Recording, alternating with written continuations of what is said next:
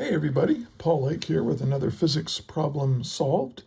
This one was a problem given to me by one of my tutoring clients, and we didn't have time to get to it, so I told him I'd make a video out of it. And that's what I do. I tutor physics students, so if you're a high school or college freshman physics student, check in the show notes. There's a link where you can get a hold of me, and we can help you with some of your physics problems. So anyway, let's read through this problem and figure out what we need to solve it. We have a 10 Newton meter stick is suspended by two spring scales, one at the 8 centimeter mark and the other at the 90 centimeter mark. If a weight of 5 newtons is hung at the 20 centimeter mark and a weight of 17 newtons is hung at the 55 centimeter mark, what will be the reading on each scale? Okay, so here's what you need. What I think you need to know how to draw free body diagrams, and you need to know what static equilibrium is, both in terms of force and in terms of torque. So if you're not familiar with any of this stuff, you might want to look into that first. And also, I suggest pausing the video now and give this problem a try. And hey, if you find this helpful, please like the video. And if you're a physics student, please subscribe to the channel, because I'm making more and more videos. So anyway, here, let's get it started here. Here's what's given. We have a meter stick. So I'll draw a meter stick like this. And then at the 8 centimeter mark, and let's see, we know that the weight of the meter stick, which is right in the middle, the weight of the meter stick is 10 newtons. And then at the 8 centimeter mark, we're holding this up. So I'll put the 8 centimeter mark right here. And we've got a spring scale that's holding that up. And I'll call that F1. F1 is the force of the spring scale. And that's at 8 centimeters from the end. And then at the 90 centimeter mark, I'll put it right here, we've got another spring scale that's supporting it.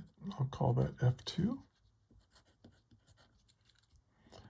And now we've got a 5 Newton force that's hung at the 20 centimeter mark. So that would be, I think I should have drawn this a little closer, but that's fine. The 20 centimeter mark, we've got a weight hung here. And this weight is 5 newtons. It's at 20 centimeters, and it's 5 newtons. And then at the 55, which would be right about in here, we've got another weight hung. That's 55 centimeter mark, and it has a weight of 17 newtons. Okay, and I think that's it. So we got here's the weight of the stick itself. We've got two things hanging from it, and then we got these two spring scales supporting it all. And we want to know, what are these forces right here? Okay, so let's find. We want to find what F1 is, and we want to find F2. So let's solve it. Now, I like using the given, find, and solve format. I like to write down everything that's given around a picture so I really understand what's going on in this problem. Okay, now I'm going to kind of repeat this drawing down here, but I'm going to draw it as a free body diagram. Maybe I'll try to draw this a little bit more accurately. So that's 5, right, or 50. So 1, 2, 3, 4, 5, 6, 7, 8, 9, 10. Okay, not too bad. So we know that at the 8 centimeter mark, I've got F1. And I'll just put 8 centimeters in there, real tiny. Okay. And then at 20 centimeters, I've got 5 newtons. And at 50 centimeter mark, let me mark that as 20 centimeters. At the 50 centimeter mark, I've got the weight of the stick. And what we do is if we have an extended object like this, it can be shown that you can pretend like all the mass is concentrated at its center, and it's like all the weight of that object is concentrated right there. And so that's 10 newtons, and that's at 50 centimeter mark. And then here we have, at 55, we have 17, so a little bit longer. And that's 55 centimeters, and that's 17 newtons. And then at the 90 centimeter mark, we've got F2, and that's at 90 centimeters. So kind of awkward and tedious, a lot going on here.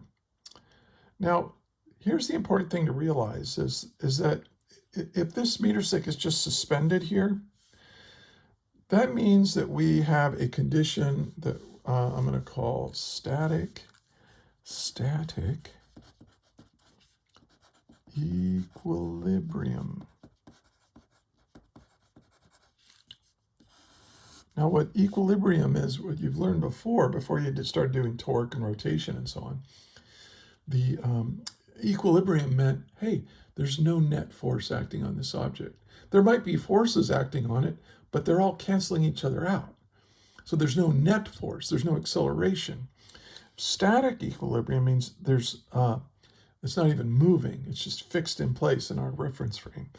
And so you can say, hey, there's no acceleration of any, so we can say, hey, the net force, which is what I get when I add up, that's what this symbol means, add up all the forces on the object, that's your net force, and it's equal to 0.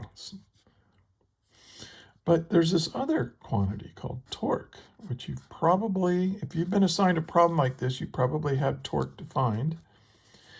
There is no net, if you add up all the torques on this object, they also have to equal 0. Because this stick is not changing the way it's moving.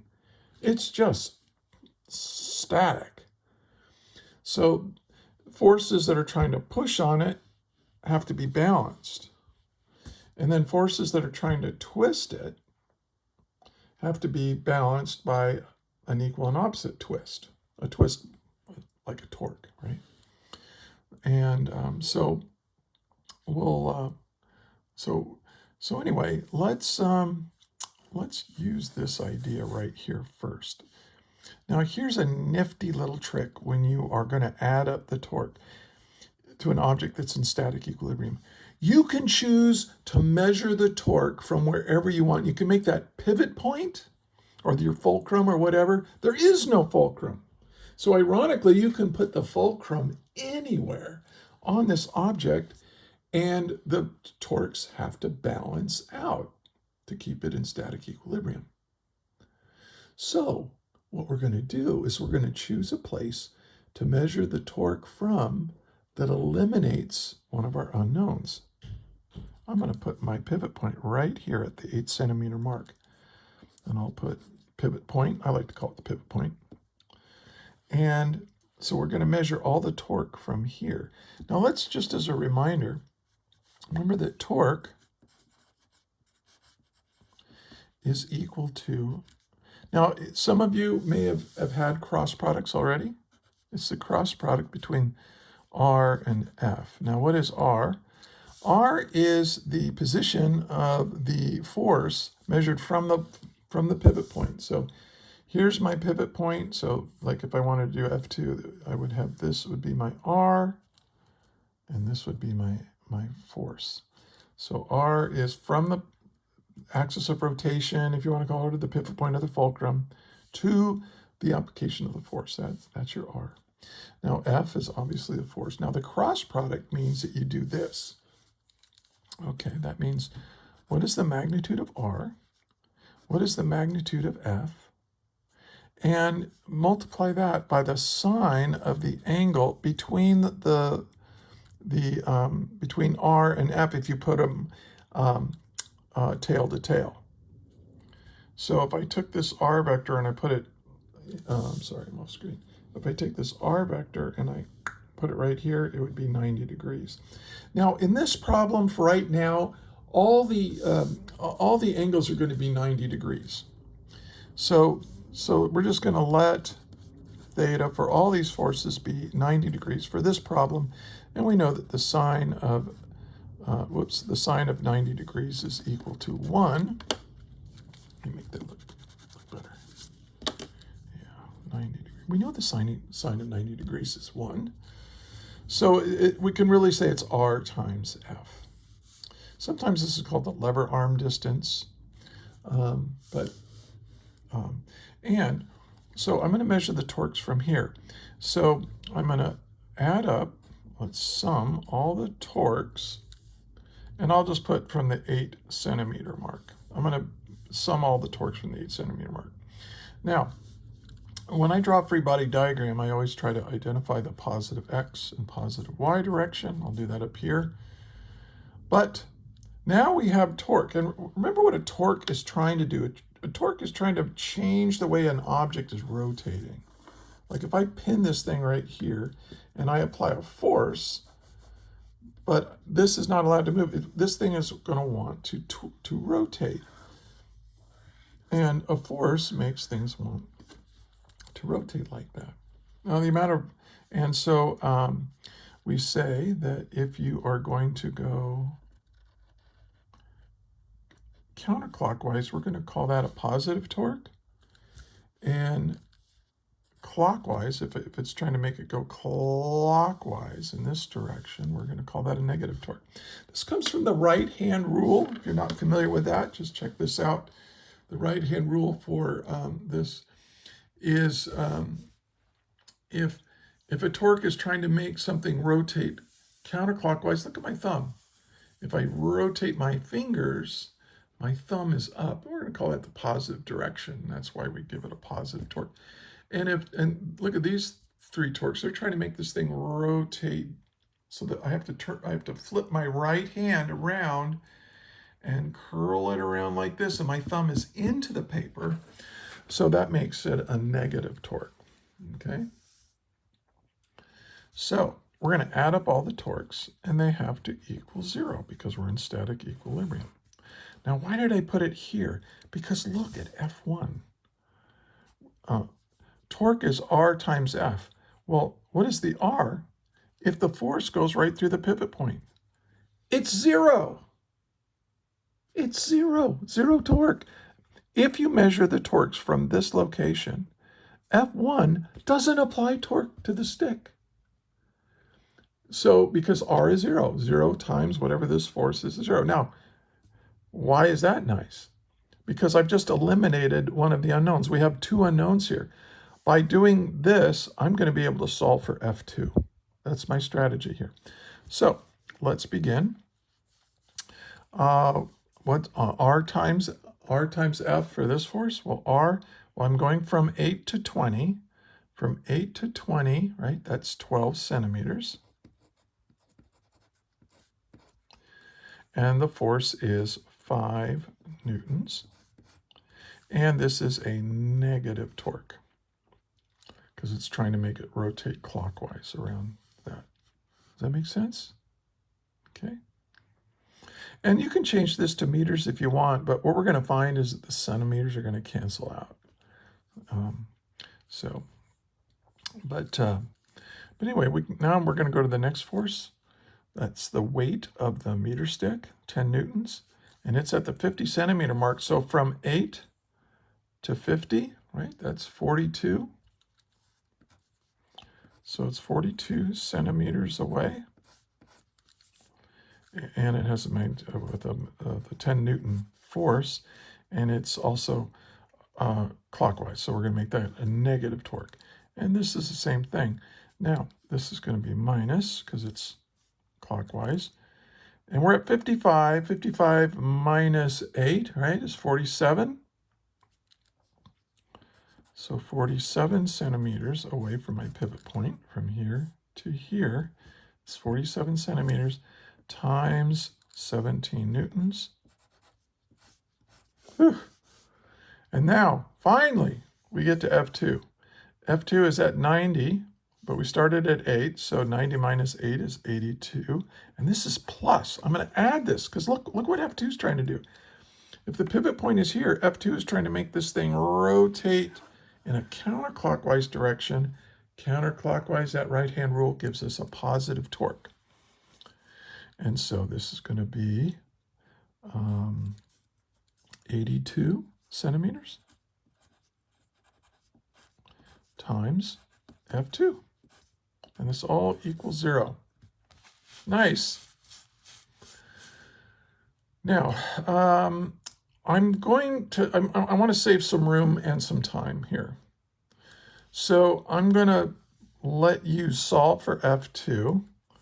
I'm just going to eliminate some steps. If I go this plus this plus this, and then I add it to the other side, that makes it positive, right? Because these are all minuses, so I add them to the other side. I get 1,279 centimeter newtons. But then to solve for F2, I have to divide by 82 centimeters. And look, centimeters cancel. And we get our first answer is 15.6 newtons. That's what F2 is equal to. That's my answer. Okay. Now, we can do the same thing with torque, but just change where our pivot point is. So I'm going to make the pivot point right here, because that'll eliminate F2, and that'll give me a torque equation that only has one unknown in it, F1, that I can solve for, just like I did for F2. So let's do that. I'm going to put my pivot point here. I'm going to sum all the torques from the 90 centimeter mark. That's where I'm going to place my pivot point, and they have to add up to 0 because the object is in static equilibrium. Well, let's see where F1, let's start with F1. F1 is 82 centimeters away.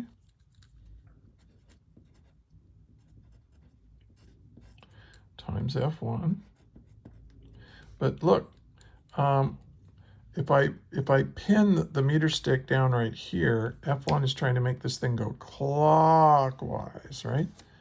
So that's a negative torque. Now all of these, the 3 torques from those 3 forces, they're trying to make this thing rotate counterclockwise. So they're all going to be positive torques. So let's do this one. Well, from 90 to 20 is 70 centimeters, right? From here to here is 70 centimeters times 5 newtons. And then from here to here is 40, right? 40 centimeters times 10 newtons. That's the weight of the meter stick. And then plus, well, now we're going to go from 90 to 55. Well, 90 minus 55 is 35, so it's 35 centimeters away.